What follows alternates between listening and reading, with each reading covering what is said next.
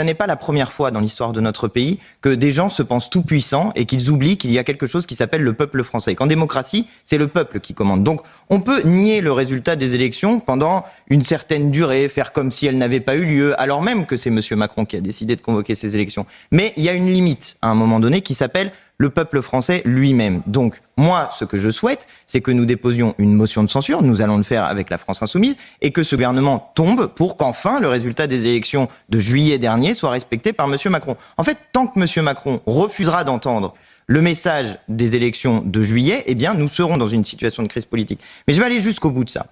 Il y a au moins un point sur lequel il y a une majorité à l'Assemblée nationale pour battre une des mesures phares d'Emmanuel Macron, qui est la question de la réforme des retraites. On nous nomme Elisabeth Borne à l'éducation nationale. C'est un affront qui est fait au peuple français. Et le peuple français doit répondre à cet affront, non pas par une révolution, mais peut-être par des mobilisations, par des manifestations.